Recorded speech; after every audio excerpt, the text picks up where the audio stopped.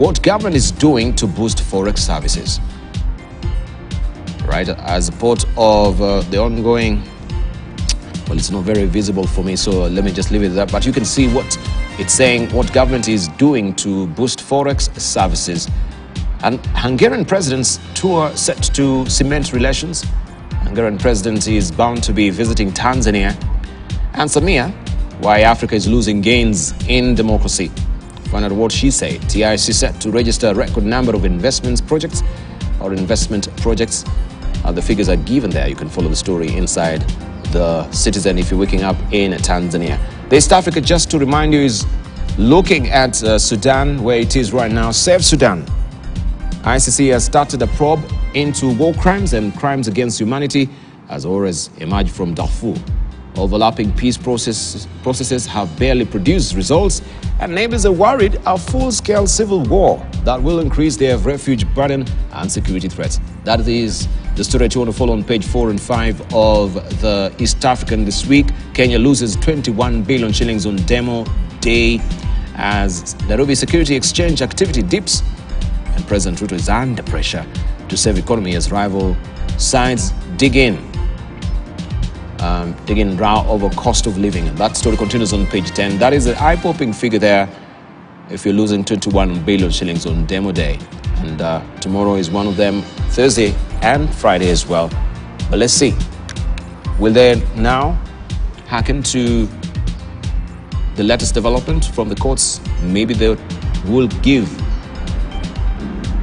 a conservatory order or a stoppage for a while with the new petition that has been forwarded at the table of the courts. That is the story you want to follow inside the dailies today. This is the East African. China Daily. Xi is highlighting ties with the Philippines. President hails Duterte's role in improving steady long-term developments of relations. Also, Sino-US Climate Cooperation talks to raise expectations. That is what we have on the front page of the China Daily, the global edition today. Let's look at the editorial pages where we have the editorial cartoons, and this is in the Daily Nation today. Azimio, Oka and Kenya Kwanza. You can see there, they're about to light that particular fuel that is bound to explode with rhetorics that has been very inflammatory. And we can see all of them. These fuel cans are floating actually on fuel, very inflammable. And this is where we are at right now. All right, it seems we're not together, but I'll just try and rectify that so that we can go in tandem. I'm on the editorial cartoons. In the meantime, let me hear from Isaac Mwaura. Good morning, Isaac. Good morning, morning. Yes. It's a very cold morning today. Yes, 14 degrees centigrade. Is it 14? It was 13 by the time I was actually coming to the office. It feels like it is much more than that. I had to turn on my car AC to warm the vehicle, which has not happened for a long time. Yeah, and over the weekend I had some young people from across Africa who had visited.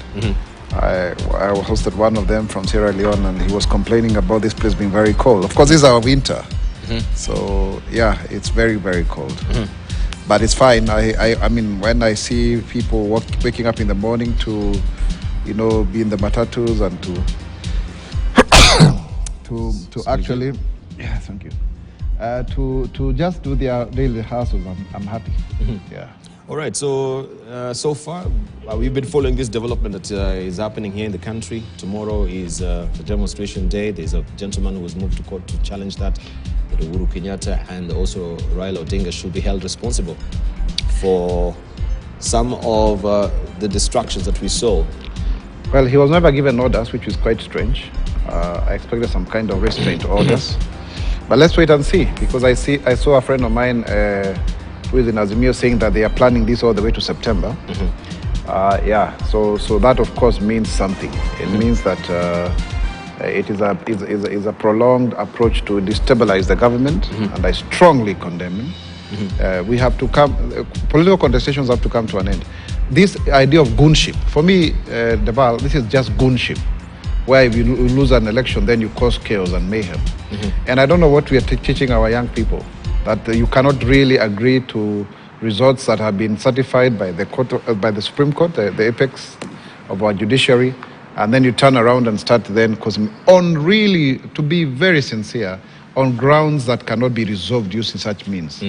Yeah, you cannot say that protesting will make the cost of living come down. But of course, we know what the end game is. Some people want the official leader of opposition office created outside of parliament. That is the main aim of Azimio.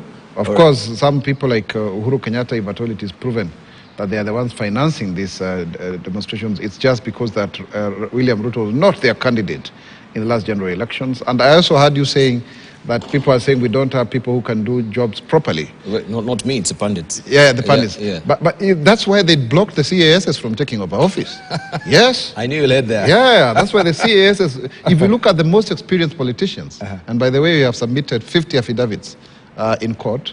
50 affidavits? 50 affidavits. Oh, for which CS? No, for each of the CAS, yes, the Court of Appeal. They are great people, of distinguished Kenyans.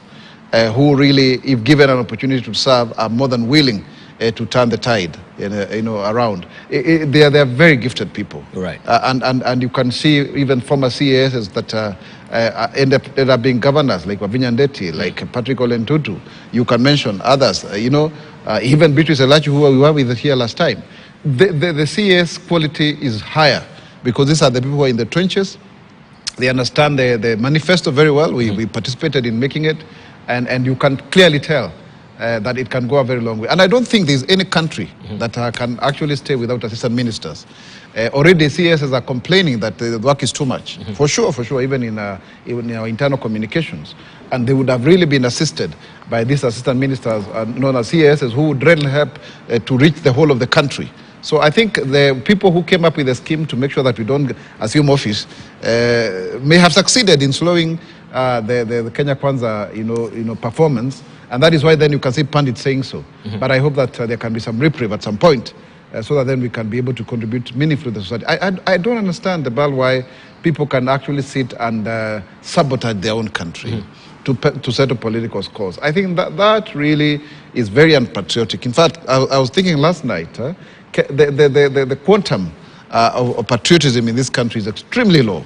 I think Kenyans have this tendency of thinking that if you sabotage your own government, then you're doing very well. And being opposition or being rebellious is the way to go. Of course, it cuts both sides. Maybe it may have suited as when you were also in the trenches. But at some point, we've got to have some kind of years of moratorium, where then you have a stability in terms of how you superintend over public affairs. And I think this is the point. After elections, you take about 3 years to settle, and then you are able to spur the economy. Government has not yet settled, and government